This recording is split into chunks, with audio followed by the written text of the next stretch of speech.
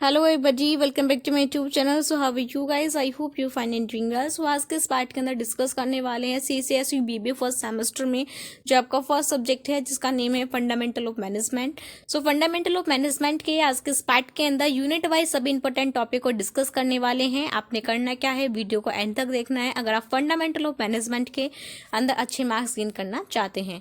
मेरे बताए हुए सभी टॉपिक को आपको करना क्या है, अच्छे से कवर अप करना है अगर आप इसके अंदर अच्छे मार्क्स गेन करना चाहते हैं। देन अगर आप मेरे चैनल पर नए हैं, चैनल को सब्सक्राइब कर ले, बेल आइकन को प्रेस कर ले, क्योंकि जो चैनल है आपकी बीबीए जानने के अंदर काफ़ी हेल्पफुल होने वाला है। तो स्टार्ट करते हैं आज के इस वीडियो को। अगर आपने अभी तक नोटबुक और पेन लेकर नहीं बैठे हैं तो प्लीज़ वीडियो को पॉज करके नोटबुक और पेन लेकर आएँ और मेरे बताए हुए सभी टॉपिक को अच्छे से कवर अप करते हुए चलिए बात करते हैं फंडामेंटल ऑफ मैनेजमेंट के अंदर यूनिट नंबर फर्स्ट की, जिसका नेम है इंट्रोडक्शन टू मैनेजमेंट कॉन्सेप्ट। सबसे पहले बेसिकली आपको पता होना चाहिए कि आप जिस भी सब्जेक्ट के एग्जाम पेपर देने जा रहे हैं उसका बेसिकली मीनिंग क्या है, डेफिनेशन क्या है, उसका वर्क क्या है। ठीक है, तो सबसे पहले आपको क्लियर होना चाहिए कि आपका मैनेजमेंट होता क्या है, इसका मीनिंग क्या है, इसका डेफिनेशन क्या है, इसके नेचर्स क्या है, ऑब्जेक्टिव क्या है, इसके अंदर कितने लेवल्स होते हैं, क्या इसकी लिमिटेशन होती हैं। तो ये सारी चीज़ें आपको मैनेजमेंट के बारे में अच्छे से क्लियर होनी चाहिए। अगर हम यहाँ से क्वेश्चन के रिपीटेशन की बात करें 2011, 12, 13, 14, 16, 17, 18, 19, 21, 22 एंड 23 के अंदर यहाँ से जो क्वेश्चन है वो आपका आया है। नेक्स्ट है हमारा नेचर ऑफ मैनेजमेंट। जो मैनेजमेंट की नेचर है ये भी एग्जाम पॉइंट ऑफ व्यू से काफ़ी इंपॉर्टेंट है। आपको पता होना चाहिए कि आपका मैनेजमेंट साइंस है, आर्ट है या दोनों है। ठीक है, तो इसके बारे में भी आपसे क्वेश्चन पूछा जाता है, इसको भी आपको अच्छे से कवर करना है। अगर यहाँ से इसके रिपीटेशन की बात करें 2011, 17, 20, 21 एंड 22 के अंदर यहाँ से जो क्वेश्चन है वो आपका आया है। नेक्स्ट बात करते हैं कंट्रीब्यूशन की। ठीक है, तीनों के जो कंट्रीब्यूशन है वो एग्जाम पॉइंट ऑफ व्यू से काफ़ी इंपॉर्टेंट है। कंट्रीब्यूशन से जो क्वेश्चन है वो आपका एग्जाम के अंदर आता ही आता है। बात करते हैं एडमिनिस्ट्रेटिव मैनेजमेंट की, जिसके अंदर आपको हेनरी फ्योल के कुछ प्रिंसिपल देखने को मिलेंगे। तो आपने करने क्या है, हेनरी फ्योल के जितने भी आपके 14 प्रिंसिपल हैं उन 14 प्रिंसिपल को आपको अच्छे से प्रिपेयर करते हुए चलना है। आपको सभी प्रिंसिपल के नेम और उनके वर्क अच्छे से पता होने चाहिए। ठीक है, अगर हम यहाँ से इसकी रिपीटेशन की बात करें 2012, 14, 16, 19, 17, 18 के अंदर यहाँ से जो क्वेश्चन है वो आपका आया है। नेक्स्ट है हमारा साइंटिफिक मैनेजमेंट। तो साइंटिफिक मैनेजमेंट के अंदर हमें FW टेलर ने कुछ टेक्निक्स दी हैं। तो वो जितनी भी टेक्निक हैं, 6 से 7 टेक्निक्स हैं, वो टेक्निक्स भी आपको अच्छे से पता होनी चाहिए। जो टेक्निक्स के रिलेटेड जो क्वेश्चन है वो आपको 2017, 19, 20 एंड 23 के अंदर यहाँ से जो क्वेश्चन है वो आपका आया है। नेक्स्ट है हमारा ब्यूरोक्रेसी, जिससे हमें मैक्स वेबर ने जो कंट्रीब्यूशन किया था। इसके बारे में भी आपको बेसिकली थोड़ी थोड़ी नॉलेज होनी चाहिए कि आपका ब्यूरोक्रेसी होता क्या है, इसका मीनिंग क्या है, इसका डेफिनेशन क्या है, इस कंट्रीब्यूशन को किसने दिया था और उसका मेन मोटिव क्या था। ये सारी चीज़ें आपको अच्छे से क्लियर होनी चाहिए। ठीक है, I hope unit number first से आपको क्लियर है कि आपको क्या प्रिपेयर करते हुए चलना है। सबसे पहले आपको प्रिपेयर करना है कि आपका मैनेजमेंट होता क्या है, उसका meaning, definition, scope, then management का नेचर्स, देन उसके बाद इसका जो कंट्रीब्यूशन है, और कंट्रीब्यूशन पे जो आपको मेन फोकस रखना है वो आपको हेनरी फ्योल और FW टेलर के प्रिंसिपल्स के ऊपर आपको ज़्यादा फोकस करते हुए चलना है। नेक्स्ट बात करते हैं यूनिट नंबर सेकंड की, जिसका नेम है हमारा प्लानिंग एंड डिसीजन मेकिंग। सबसे पहले आपको पता होना चाहिए कि आपका प्लानिंग होता क्या है, इसका मीनिंग क्या है, डेफिनेशन क्या है, इसका ऑब्जेक्टिव क्या है, इसके फीचर्स क्या होते हैं, इसके एडवांटेजेस क्या है और इसके डिसएडवांटेजेस क्या है, और जो प्लानिंग है वो हमारी कितने टाइप की होती है। ठीक है, यहाँ से क्वेश्चन की रिपीटेशन की बात करें 2012, 13, 14, 16, 18, 19, 20, 21 एंड 22 के अंदर यहाँ से जो क्वेश्चन है वो आपका आया है। नेक्स्ट है हमारा प्लानिंग प्रोसेस। आपको पता होना चाहिए कि हमारा जो प्लानिंग है उसका प्रोसेस क्या है, इसके अंदर कितने स्टेप इंक्लूड होते हैं, उनका मीनिंग, उनका डेफिनेशन। ठीक है, ये सारी चीज़ें आपको अच्छे से पता होनी चाहिए। अगर इसके रिपीटेशन की बात करें 2012, 13, 14, 18, 19, 20, 21 एंड 22 के अंदर प्लानिंग प्रोसेस से रिलेटेड जो क्वेश्चन है वो आपका आया है। नेक्स्ट है हमारा डिसीजन मेकिंग। आपको पता होना चाहिए कि हमारा डिसीजन मेकिंग होता क्या है, इसका मीनिंग क्या है, डेफिनेशन क्या है, इसका ऑब्जेक्टिव क्या है और डिसीजन मेकिंग प्रोसेस आपका होता क्या है। अगर हम इसके रिपीटेशन की बात करें 2013, 16, 20, 21, 22 एंड 23 के अंदर ये जो क्वेश्चन है वो आपका आया है। ठीक है, नेक्स्ट है हमारा नेक्स्ट है इसके अंदर हमारा difference between planning and controlling. Planning और कंट्रोलिंग के बीच का जो डिफरेंस है वो भी आपको अच्छे से पता होना चाहिए। ठीक है, लास्ट ईयर ही इन दोनों का जो डिफरेंस है वो एग्जाम के अंदर पूछा गया है। नेक्स्ट है हमारा यूनिट नंबर 3 जिसका नेम है एस्पेक्ट्स ऑफ ऑर्गेनाइजिंग। ठीक है, तो सबसे पहले आपको क्लियर होना चाहिए कि आपका ऑर्गेनाइजिंग होता क्या है, इसका मीनिंग क्या है, डेफिनेशन क्या है, इसका फीचर क्या है, ऑर्गेनाइजिंग प्रोसेस आपका होता क्या है, क्या इसके एडवांटेजेस है, क्या इसके डिसएडवांटेजेस है, ये सारी चीज़ें आपको अच्छे से क्लियर होनी चाहिए।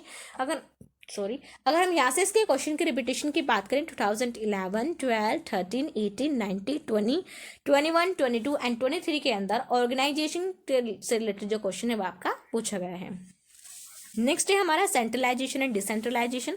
सो इस चैप्टर के अंदर आपका ऑर्गेनाइजिंग के साथ साथ जो मेन इंपॉर्टेंट टॉपिक है वो आपका सेंट्रलाइजेशन एंड डिसेंट्रलाइजेशन। ठीक है, सो सेंट्रलाइजेशन और डिसेंट्रलाइजेशन इंडिविजुअली आपका होता क्या है, इसका मीनिंग क्या है, डेफिनेशन क्या है, इनका वर्क क्या है और इन दोनों के बीच में क्या डिफरेंस है, इस सभी चीज़ों को आपको अच्छे से कवर करते हुए चलना है। अगर हम यहाँ से इसके क्वेश्चन के रिपीटेशन की बात करें 2011, 12, 17, 18, 19, 21 एंड 23 के अंदर यहाँ से जो क्वेश्चन है वो आपका आया है। नेक्स्ट है हमारा types of organising structure. So organising structure को भी आपको अच्छे से प्रिपेयर करते हुए चलना है कि ऑर्गेनाइजिंग स्ट्रक्चर जो आपको कितने टाइप की होती है, उनका मीनिंग क्या है, उनका डेफिनेशन क्या है, उनका वर्क क्या है। ठीक है, सो जैसे कि आपका फॉर्मल स्ट्रक्चर हो गया, इनफॉर्मल स्ट्रक्चर होगा, आपका लाइन एंड स्टाफ हो गया और आपका स्पैन ऑफ कंट्रोल हो गया। ठीक है, मोस्टली जो आपके एग्जाम के अंदर आपसे ज्यादा पूछी जाती है आपका फॉर्मल, इनफॉर्मल, लाइन और स्टाफ, इन चारों के बारे में आपसे एग्जाम के अंदर ज्यादा पूछा जाता है। ठीक है, और लास्ट ईयर ही हमारा लाइन एंड स्टाफ के बारे में क्वेश्चन पूछा गया है। सो आपने करना क्या है, जितने भी इसके टाइप्स हैं उनको एक बार आप अच्छे से देख लीजिएगा और अच्छे से पढ़ लीजिएगा। ठीक है, अगर हम इसके रिपीटेशन की बात करें 2011, 12, 20, 21 एंड 23 के अंदर यहाँ से जो क्वेश्चन है वो आपका आया है। नेक्स्ट बात करते हैं हम अपने delegation of authority and responsibility. ये भी एग्जाम पॉइंट ऑफ व्यू से आपके लिए काफी इंपॉर्टेंट टॉपिक है। आपको पता होना चाहिए कि हमारा delegation of authority and delegation of responsibility होता क्या है, इसका मीनिंग क्या है, इसका डेफिनेशन क्या है, अथॉरिटी एंड रिस्पॉन्सिबिलिटी के बीच में क्या डिफरेंस है, ये भी आपको अच्छे से क्लियर होना चाहिए। अगर हम बात करें इसके रिपीटेशन की 2013, 16, 21, 22 एंड 23 के अंदर ये जो क्वेश्चन है वो आपका पूछा गया है। ठीक है, और आप यहाँ पे देख सकते हैं 22 एंड 23 के अंदर यानी कि लास्ट 2 ईयर में अथॉरिटी एंड रिस्पॉन्सिबिलिटी का जो डिफरेंस है वो आपसे पूछा गया है। नेक्स्ट है हमारा टाइप्स ऑफ ऑर्गेनाइजिंग, तो ये तो हमारा हो चुका है। ठीक है, नेक्स्ट है हमारा ग्रेप वाइन कम्युनिकेशन। सो ग्रेप वाइन कम्युनिकेशन क्या है, एक इनफॉर्मल, जिसको हम इनफॉर्मल कम्युनिकेशन भी बोलते हैं। तो एग्जाम के अंदर ये भी पूछा जाता है। तो आपसे अगर इनफॉर्मल कम्युनिकेशन पूछा जा रहा है, ग्रेप वाइन कम्युनिकेशन पूछा जा रहा है, सो आपको कंफ्यूज नहीं होना है, दोनों एक ही है, बस इनके नेम डिफरेंट है। सो आपने करने हैं क्या है, इसको भी अच्छे से प्रिपेयर करते हुए चलना है। सो आई होप यूनिट नंबर 4 से आपको ये सारी चीज, 3rd से आपको ये सारी चीजें क्लियर हो गई हैं। बात करते हैं यूनिट नंबर 4 की, जिसका नेम है directing, coordination, leadership and motivation. ठीक है, सो इस यूनिट नंबर 4 के अंदर आपके 4 टॉपिक इंक्लूड हैं। इन चारों टॉपिक के ऊपर आपको करना क्या है, अच्छे से वर्क करते हुए चलना है। सबसे पहले आपको पता होना चाहिए कि आपका डायरेक्टिंग होता क्या है, इसका मीनिंग क्या है, डेफिनेशन क्या है, इसका ऑब्जेक्टिव क्या है, इसके टेक्निक्स एंड प्रिंसिपल क्या होते हैं। सो यहाँ से जो क्वेश्चन है वो आपका आता ही आता है। नेक्स्ट है हमारा कम्युनिकेशन। सो इस यूनिट का जो मोस्ट इंपॉर्टेंट टॉपिक है वो आपका कम्युनिकेशन और मोटिवेशन है, क्योंकि यहाँ से क्वेश्चन आपके 100% आते ही आते हैं। ठीक है, सो आपको पता होना चाहिए कि आपका कम्युनिकेशन होता क्या है, इसका मीनिंग क्या है, डेफिनेशन क्या है, कम्युनिकेशन कितने टाइप का होता है, इसका प्रोसेस क्या होता है, इसके स्कोप्स क्या होते हैं, ये सारी चीजें आपको अच्छे से क्लियर होनी चाहिए। अगर हम यहाँ से क्वेश्चन के रिपीटेशन की बात करें 2011, 14, 16, 17, 18, 19, 22 एंड 23 के अंदर यहाँ से जो क्वेश्चन है वो आपका आया है। साथ के साथ आपके बैरियर्स ऑफ कम्युनिकेशन, यानी कम्युनिकेशन कौन कौन से बैरियर्स होते हैं उनके बारे में आपको अच्छे से प्रिपेयर करते हुए चलना है। यहाँ से जो क्वेश्चन है 2020, 21 एंड 22 के अंदर यहाँ से जो क्वेश्चन है आपका आया है। नेक्स्ट है हमारा मोटिवेशन। सो मोटिवेशन को भी आपको अच्छे से प्रिपेयर करना है कि आपका मोटिवेशन होता क्या है, इसका मीनिंग क्या है, डेफिनेशन क्या है, इंटरनल मोटिवेशन क्या होता है, एक्सटर्नल मोटिवेशन क्या आता है, मोटिवेशन की कौन कौन सी थ्योरीज है, ये सारी चीजें आपको अच्छे से प्रिपेयर करती चलनी है, क्योंकि कम्युनिकेशन और मोटिवेशन से आपको 100% क्वेश्चन जो है वो आपको देखने को मिलेगा ही। ठीक है, अगर मैं यहाँ से इसकी रिपीटेशन की बात करूँ 2011, 14, 16, 17, 18, 21, 22 एंड 23 के अंदर यहाँ से जो क्वेश्चन है वो आपका पूछा गया है। नेक्स्ट है हमारा कोऑर्डिनेशन। सो आपको पता होना चाहिए कि हमारा कोऑर्डिनेशन होता क्या है, इसका मीनिंग क्या है, डेफिनेशन क्या है, इसका ऑब्जेक्टिव क्या है। यहाँ से अगर हम इसके रिपीटेशन की बात करें 2011, 12, 14, 16 एंड 23 के अंदर यहाँ से जो क्वेश्चन है वो आपका पूछा गया है। नेक्स्ट है हमारा थ्योरी ऑफ मोटिवेशन। सो अगर आप बुक के अंदर देखोगे तो आपको 4 से 5 थ्योरीज जो है वो आपको देखने को मिलेंगी, लेकिन एग्जाम पॉइंट ऑफ व्यू से आपके 3 थ्योरी जो है वो आपके लिए काफ़ी इंपॉर्टेंट है। फर्स्ट है आपका theory of X and Y. So इसको आपको करना क्या है, अच्छे से प्रिपेयर करना है कि आपकी एक्स एंड वाई थ्योरी आपकी है क्या, इसका मीनिंग क्या है, डेफिनेशन क्या है, ठीक है, एक्स और वाई आपके हैं क्या और किस चीज़ को ये हमारे शो करते हैं। अगर हम इसकी रिपीटेशन की बात करें 2014, 20 एंड 22 के अंदर यहाँ से जो क्वेश्चन है वो आपका आया है। नेक्स्ट है हमारा लीडरशिप। या लीडरशिप, तो लीडरशिप के बारे में भी आपको अच्छे से क्लियर होना चाहिए कि आपको लीडरशिप होता क्या है, इसका मीनिंग क्या है, डेफिनेशन क्या है, लीडरशिप कितने स्टाइल की होती है, लीडरशिप स्किल्स क्या होती हैं, ये सारी चीज़ें आपको अच्छे से क्लियर होनी चाहिए। अगर हम यहाँ से इसके रिपीटेशन की बात करें 2016, 21, 22 एंड 23 के अंदर लीडरशिप के बारे में आपसे पूछा गया है। नेक्स्ट है हमारा सुपरविजन, जिसको हम डायरेक्टिंग भी बोलते हैं, तो इसका मीनिंग, डेफिनेशन, ऑब्जेक्टिव, ये सारी चीज़ें आपको अच्छे से क्लियर होना चाहिए, ठीक है। हम बात करें तो मोटिवेशनल थ्योरीज की, तो 3 जो थ्योरी है वो आपके एग्जाम पॉइंट ऑफ व्यू से काफी इंपॉर्टेंट है। फर्स्ट हो गया आपका theory of X and Y, second है आपका Maslow need hierarchy theory, then third है आपका रूम एक्सेप्टेंस थ्योरी, ठीक है। तो ये 3 थ्योरी हैं जो आपके एग्जाम पॉइंट ऑफ व्यू से काफी इंपॉर्टेंट है और आपने करना क्या है, तीनों ही थ्योरी को अच्छे से कवर करते हुए चलना है, ठीक है। वैसे तो इसकी 4 से 5 थ्योरी है, उन्हें आपने एक बार देख सकते हैं, लेकिन जो एग्जाम के अंदर मोस्टली पूछी जाती है वो आपकी तीनों ही आती हैं, X and Y, Maslow, then आपकी रूम एक्सेप्टेंस। आई होप ये चीजें आपको क्लियर है।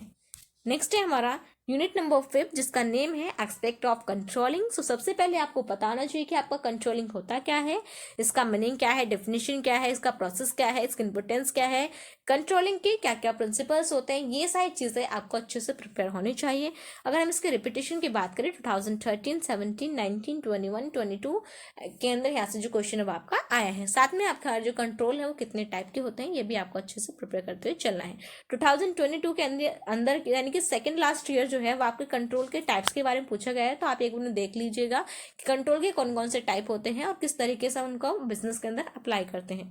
नेक्स्ट है हमारा relationship between planning and controlling. ये भी क्या है, आपके लिए इंपॉर्टेंट है, क्योंकि एग्जाम में पूछ लिया जाता है कि आपका प्लानिंग और कंट्रोलिंग के बीच में क्या डिफरेंस है। और याद रखना, जब भी आप जिस भी चैप्टर के अंदर आप डिफरेंस बता रहे हो, आपको प्रॉपर एक टैबुलेशन फॉर्म के अंदर बताना है और इसके अंदर 3 कॉलम बनेंगे। फर्स्ट जो होगा वो आपका बेसिस का होगा, सेकंड आप जिस बीच के जिनके बीच में डिफरेंस बता रहे हैं उनका होगा, ठीक है।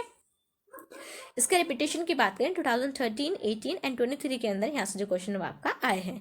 नेक्स्ट है decision making and its process. So आपको पता नहीं चाहिए आपका डिसीजन मेकिंग होता क्या है और इसका प्रोसेस क्या है।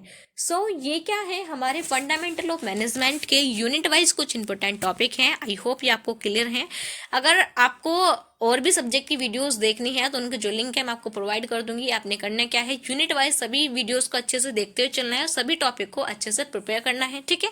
साथ ही साथ आपने करना क्या है, इस वीडियो को अपने दोस्तों तक शेयर करना है, देन चैनल को सब्सक्राइब करना है। आई होप ये सारी चीज़ें आपको क्लियर है। कोई डाउट है तो आप कमेंट कर सकते हैं। Thank you and have a good day and all the best for examination. Bye bye, next video.